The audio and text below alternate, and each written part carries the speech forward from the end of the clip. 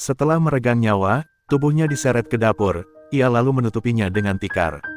Pada jam 2 dini hari, mayat korban lalu dimutilasi menjadi 10 bagian, yang kemudian ditebar ke berbagai tempat sampah dan sungai di Surabaya. Apa yang sebenarnya terjadi, hingga sang pelaku tega melakukan perbuatan keji itu? So, tanpa perlu berlama-lama, pasang headset kalian dan selamat menyaksikan.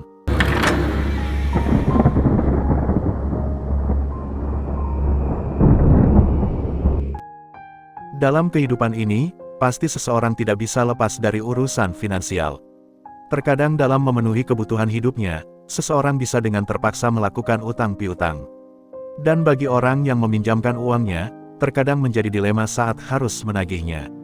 Seseorang bisa sensitif, jika sudah berurusan dengan utang piutang. Perempuan kelahiran tanggal 22 September tahun 1955 ini bernama Astini, atau yang lebih dikenal dengan panggilan Nyonya Astini. Ia tinggal bersama ketiga anaknya di rumah kontrakan, di Jalan Kampung Malang Utara 1, Wonorejo Tegalsari Kota Surabaya. Suaminya yang bernama Sufirin, yang hanya pekerja serabutan, sering sekali tidak mendapatkan pekerjaan. Karena kondisi ekonomi inilah, Astini kerap meminjam uang kepada tetangga-tetangganya. Walau kesehariannya terbilang ramah, menurut tetangganya Astini memiliki sikap temperamental bila tersinggung. Lebih-lebih ketika persoalan utangnya kian lama kian menumpuk.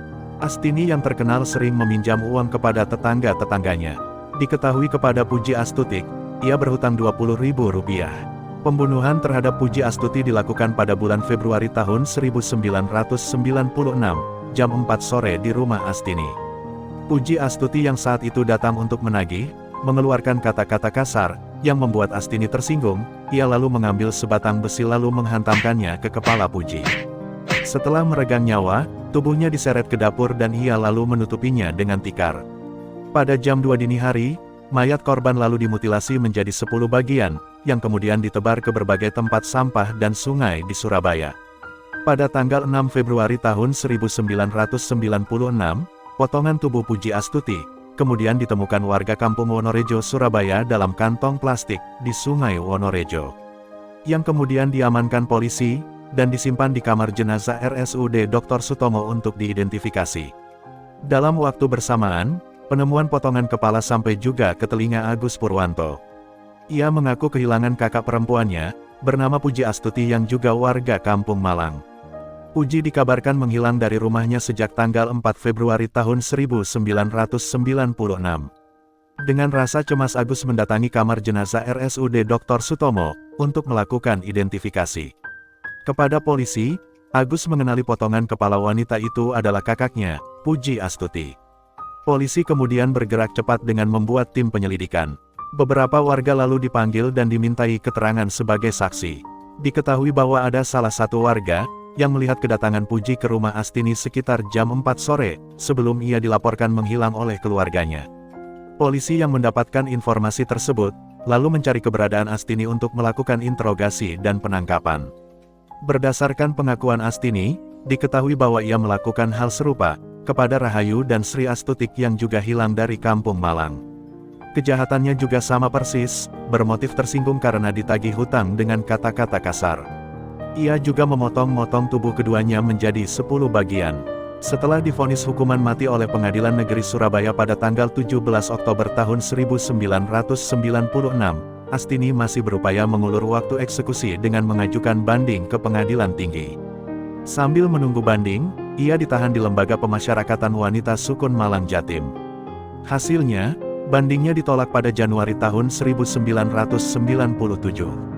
Pengadilan Tinggi Jatim malah menguatkan putusan PN Surabaya. Ia lalu mengajukan kasasi ke Mahkamah Agung pada Juni tahun 1997.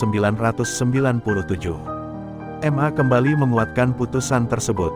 Ia mencoba lagi PK ke MA yang juga ditolak, permohonan grasinya kepada Presiden juga tidak dikabulkan. Sebelum eksekusi, Astini dipindah dari LP Sukun Malang ke Rutan Medaeng, Sidoarjo. Di sana ia menjalani masa isolasi dari tanggal 15 sampai tanggal 19 Maret tahun 2005. Dan akhirnya ia dieksekusi pada tanggal 20 Maret tahun 2005, dengan cara ditembak di daerah jantung oleh 12 personel regu tembak Brigade Mobil Kepolisian Daerah Jawa Timur, dengan 6 peluru. Jasadnya kemudian dibawa ke Rumah Sakit Umum Dr. Sutomo Surabaya, Jatim. So itu dia guys kisah Astini sang pembunuh berantai. Gimana nih menurut kalian tentang kasus ini? Silahkan komen di bawah. Selalu waspada dan berhati-hati, karena tindak kejahatan bisa terjadi kapan saja dan di mana saja. Terima kasih telah menonton video ini. Untuk supportnya jangan lupa untuk subscribe, like, dan komen. Sampai jumpa di video lainnya. Salam BJ Story.